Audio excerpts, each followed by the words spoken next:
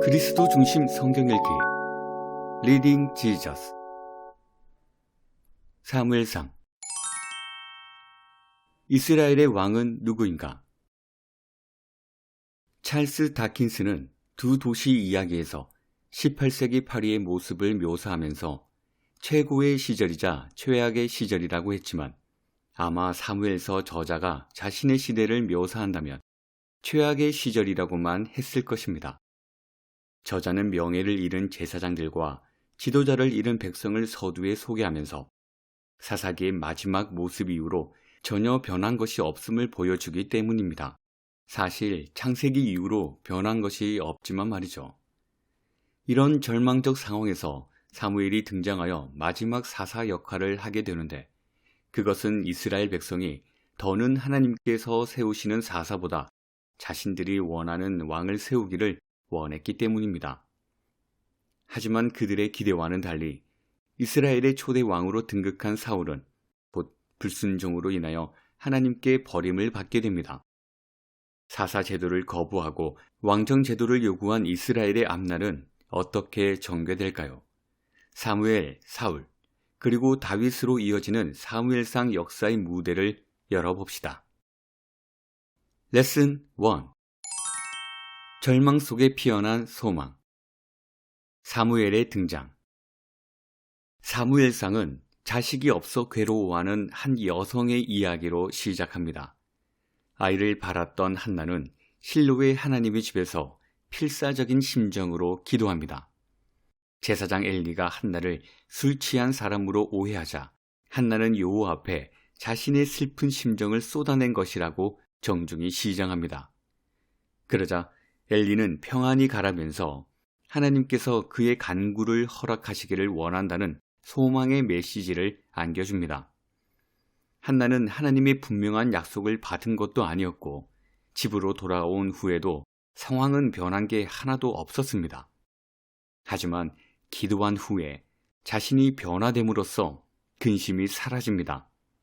그리고는 만일 아들을 낳으면 나실인으로 하나님께 드려서 자신을 위한 아들이 아니라 여호와를 위한 아들이 되게 하겠다고 서원합니다. 드디어 아들을 낳자 그 이름을 사무엘이라고 짓고 그 서원한 대로 엘리에게 데려가 평생을 여호와께 드리도록 합니다. 우리는 홈리와 비느하스 이야기를 통해서 이 시절 이스라엘의 적나라한 종교적 실상을 보게 됩니다. 엘리 제사장의 두 아들인 그들은 종교를 이용해 자신들이 원하는 바를 얻어내는 죄악의 전문 종교인이었습니다. 그들은 하나님의 집을 예배 장소가 아니라 자기 배를 불리는 자리로 바꾸어 버렸고, 제사 제도를 유린하여 제사 고기를 스스로 취했고, 게다가 회막문에서 수종드는 여인들과 동침하기도 했습니다. 그들은 사사기 마지막 부분에 버금가는 종교적 무질서와 성적 타락의 한복판에 서 있었습니다. 성경은 사무엘의 성장 이야기를 이런 악행 사이사이의 배치에 충격적으로 대조합니다. 아이 사무엘이 점점 자라매 여호와와 사람들에게 은총을 더욱 받더라 라는 저자의 기록은 누가가 훗날 예수님을 묘사한 표현과 거의 동일한 극찬입니다. 사무엘이 이렇게 하나님 앞에서 자랐다는 사실은 하나님 말씀을 듣는 장면에서 더 명확해집니다.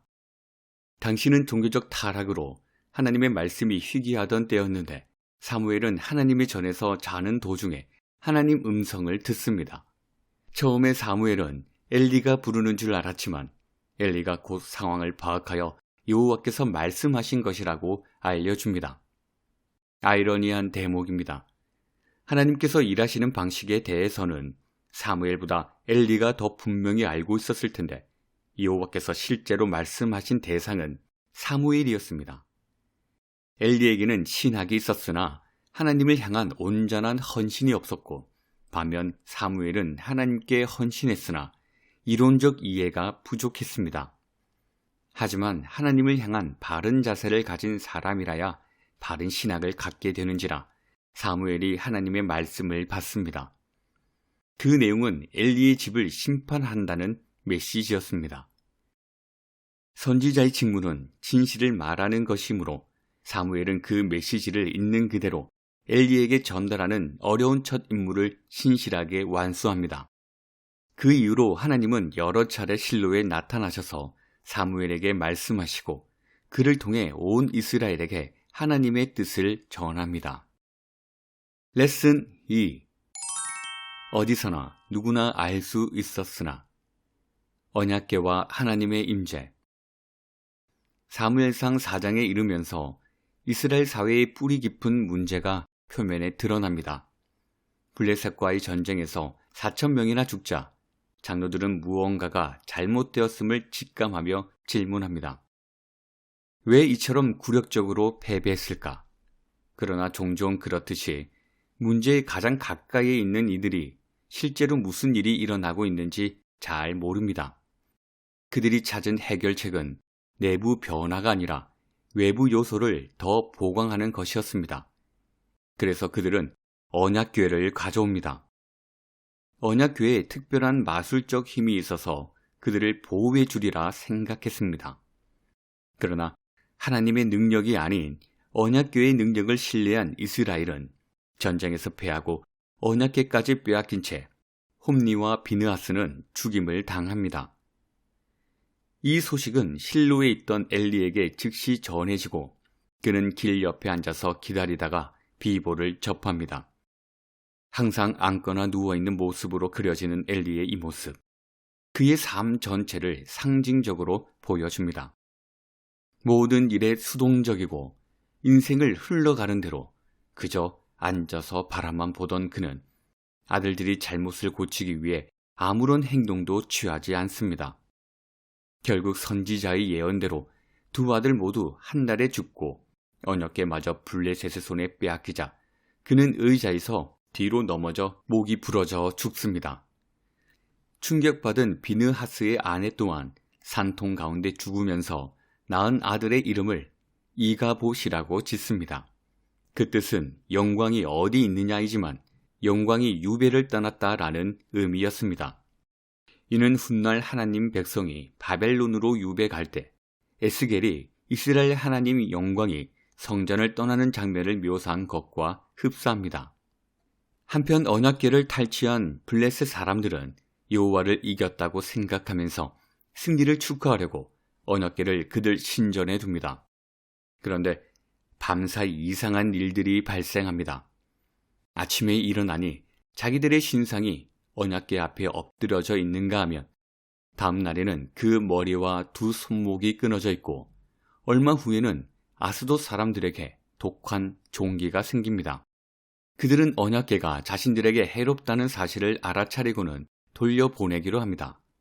하지만 이 모든 일의 배후에 정말 여호와가 있는지 확인하기 위해 암소 2마리의 수레를 메우고 그 수레에 언약궤를 실은 다음에 그 송아지들은 떼어 집으로 돌려보낸 뒤에 어떤 일이 일어나는지 살핍니다.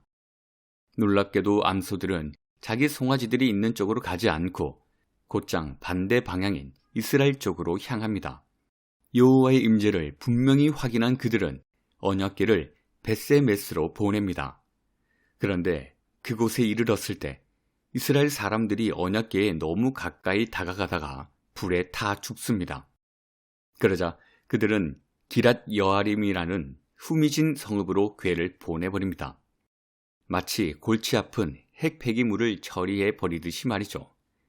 그렇게 언약궤는 그곳에 한동안 묻혀있게 됩니다. 이처럼 블레셋 사람들, 우상들, 심지어 암소들조차 이스라엘의 하나님을 섬길 줄 알았는데 아이러니하게도 하나님의 백성만 그분을 섬길 줄 모르는 씁쓸한 모습을 보여줍니다. 레슨 3. 감사했어요. 여태까지는. 에벤에셀에 담긴 속뜻은 사무엘상 7장에 이르면 이스라엘은 드디어 자신들의 죄를 회개한 듯이 사무엘에게 나와 하나님께로 돌아갈 방법을 간구합니다. 아마도 언약궤가 기랏 여아림으로 사라지자 상황이 절박해졌음을 직감하면서 그랬던 것 같습니다. 그러자 하나님은 그들이 한 고백의 진정성을 시험대에 올려놓으십니다. 그들이 위기 상황에서 누구에게 도움을 청하는지를 시험하십니다. 많은 이스라엘 백성이 미스바에 모여 사무엘을 중심으로 제사를 드리고 있는데 블레셋이 그들을 치러 올라옵니다. 자, 이런 상황에서 이스라엘은 무엇을 해야 하며 누구를 신뢰해야 할까요? 그들의 도움은 어디에서 올까요? 그들은 일단 시험을 잘 통과합니다. 오직 하나님만 신뢰하고 전심으로 하나님께로 돌이키면서 사무엘에게 자신들을 위해 중보해 달라고 간청합니다. 그들의 요청대로 사무엘이 하나님께 제사를 드리며 기도하자 여호와께서는 그 기도에 대한 응답으로 큰 우레를 발하시며 블레셋을 어지럽게 하시고 흩어버립니다. 블레셋이 섬기는 바알이 폭풍의 신이었으므로 그들은 우레로 인해 물리적 영향뿐 아니라 크나큰 정신적 충격을 받았을 것입니다. 결국 블레셋은 대패하고 이스라엘은 마무리 작업으로 소탕 작전만 펼치면 되었습니다. 전투가 끝난 후 사무엘은 돌 하나를 취해 이 일을 기념합니다. 하나님께서 이스라엘을 위해 하신 일을 기억하게 하는 일종의 표식으로 그 돌을 에벤에셀, 도움의 돌이라고 불렀습니다. 그 말은 여호와께서 여기까지 우리를 도우셨다라는 뜻인데 여러 가지를 의미할 수 있습니다. 여기까지 우리를 도와주신 분은 여호와시다라는 순수한 감사일 수도 있고 여호와께서 여기까지 우리를 도우셨으니 이제부터는 우리가 알아서 하겠습니다라는 의미일 수도 있습니다. 아이가 자전거 타는 법을 배울 때 처음에는 어른이 따라가며 넘어지지 않도록 뒤에서 붙들어 주어야 합니다. 하지만 곧 익숙해진 아이가 도움이 필요 없어지면 지금껏 도와주셔서 감사해요. 하지만 지금부터는 혼자 탈게요 라고 말하는 것과 흡사합니다. 에베네셀, 순수한 감사의 고백이었을 수도 있지만 곧바로 그들이 8장에서 요구하는 내용을 보면 오히려 자립 선포의 고백이었을 가능성이 훨씬 더 큽니다. 레슨 4. 우리에게도 왕을 주소서. 이스라엘이 왕정을 원했던 이유. 사무엘상 8장은 이정 장면과 극적으로 대조됩니다. 이스라엘 백성이 왕을 세워달라고 요구합니다. 왜 그랬을까요? 이스라엘은 사무엘의 중보를 통해 하나님께서 주신 승리를 얻었고 그 결과 적들에 둘러싸였어도 안식을 누리지 않았나요? 또한 사무엘은 선지자나 제사장 역할뿐 아니라 사사 역할까지 수행하면서 하나님을 향한 참된 예배와 백성을 위한 공의로운 통치를 실현하지 않았습니까? 그런데 왜 왕이 필요하다는 것일까요? 왕을 요구한 1차적인 이유는 사무엘의 아들들 때문이었듯 싶습니다. 사무엘은 이제 늙었는데 아들들은 그의 행위를 따르지 않습니다. 하지만 왕정을 도입한다고 해서 이런 문제가 해결될까요? 오히려 왕을 세워 자녀가 자동으로 왕위를 이어받으면 지도자 자녀에게 결함이 있을 때 이 문제가 더 악화될 텐데요. 그럼에도 이스라엘 백성이 왕정을 원하는 데는 더 근본적인 3가지 이유가 있습니다. 첫째, 그들은 다른 나라들과 같아지고 싶었습니다. 이스라엘은 하나님의 특별한 소유로 부름받은 구별된 나라였는데 말이죠. 둘째, 왕이 나라를 이끌어주기 원했습니다. 그들에게는 이미 하나님의 율법이 있었고 또한 특별한 시기마다 하나님이 세워주시는 사사가 있었습니다. 이렇게 하나님께서 그들에게 필요한 모든 것을 채워주셨는데도 왕을 원했습니다. 셋째, 왕이 앞장서서 전쟁을 치르는 영속적 시스템을 원했습니다. 하나님은 그들이 기도하면 그때마다 필요에 따라 리더를 세워주겠다고 약속했으나 이스라엘은 그런 식으로 기도하고 싶지 않았고 대신 자기들이 운영하는 항구적 체제를 요구합니다. 결국 그들은 언약궤에 쏟았던 믿음을 왕정 체제에 쏟으려 했습니다. 그러나 구원은 지상의 왕이 아니라 하늘과 땅을 지으신 여호와에게서 오는 것이기에 그들은 곧 실망하게 됩니다. 하지만 하나님의 계획은 궁극적으로 은혜롭습니다. 그들이 왕을 원하면 하나님께서는 일단 왕을 주십니다. 실제로 하나님은 그들을 다스릴 수많은 왕을 세워주십니다. 이후 500년 동안 그들은 선한 왕, 악한 왕, 강력한 왕, 연약한 왕, 각양각색의 왕을 경험하면서 이 땅의 어떤 왕도 그들의 필요를 채워주지 못한다는 사실을 깨달을 것입니다. 그들에게 진정으로 필요한 것은 여호와께서 그들의 왕이 되시는 것임을 또한 깨달을 것입니다. 그들에게 왕이면서 동시에 선지자와 제사장 역할을 하는 세 직분을 하나로 통합하는 왕이 필요했습니다. 이제 왕정을 선택한 이스라엘에게는 누구를 왕으로 세울 것인가라는 과제가 주어졌습니다. 그 왕은 어떤 왕일까요? 레슨 5. 첫 번째 왕, 버림받다. 왕정의 시작과 사울의 실패. 왕정 제도를 선택한 이스라엘 백성의 환호 속에 초대 왕으로 등극한 사람은 사울입니다. 그는 훌륭한 가문 출신으로 그의 아버지는 공동체에서 꽤 유력한 사람이었습니다. 사울은 베냐민 지파 출신으로 작은 지파였으나 이스라엘의 정치 지형도에서는 무시할 수 없는 지파였습니다. 게다가 사울은 키가 이스라엘의 모든 사람보다 어깨 위만큼 더 크고 외형적으로 대단히 매력적인 인물로서 모든 자격을 다 갖추었다고 할 만한 사람이었습니다. 하지만 정작 중요한 것은 그의 마음 상태였습니다. 그는 왕이 되자마자 상비군을 세웁니다. 이전에는 국가적 위협이 있을 때마다 임시로 모병하는 방식을 따랐지만 블레셋의 지속적인 위협 때문에 상비군 제도가 필요하다고 판단한 것입니다.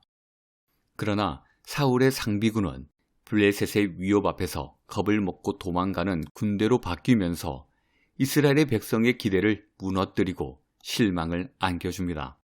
그들에게 정작 필요한 것은 하나님의 도우심이었는데 사울은 하나님의 도우심을 구하기보다는 새로운 체계를 통해 스스로 모든 것을 해결하려고 합니다. 이스라엘의 왕으로서 사울이 블레셋과 싸웠어야 했을 전투는 흥미롭게도 사울이 아닌 그의 아들 요나단으로 인해 시작됩니다. 요나단은 여호와의 적들을 향해 먼저 싸움을 걸며 블레셋의 전초 기지를 치고 절벽 위에 진을 친 블레셋 수비대를 거의 단독으로 무찌릅니다. 용맹스러운 요나단과 대조적으로 사울은 집에 가만히 앉아 서서히 무너지는 자신의 군대를 보며 어떻게 해야 할지 몰라 초조해합니다. 그러다가 너무나도 그릇된 결정을 내립니다. 사울은 여호와께 제사를 드리려고 사무엘을 기다리다가 그가 오지 않자 초조함을 견디지 못하고 스스로 제사를 드립니다. 제사 제도를 일종의 마법처럼 생각했고 제사장만 드릴 수 있는 제사를 자기도 드릴 수 있다고 믿은 것입니다. 제사 의식 배후에 있는 마음의 태도가 아니라 의식 자체가 중요하다고 생각하여 사무엘의 도움 없이도 스스로 그 의식을 치를 수 있다고 믿은 것입니다. 사울은 불행히도 이런 기본 원리를 깨닫지 못하거나 왕이라면 그런 규칙을 마음대로 만들 수 있다고 믿은 것 같습니다.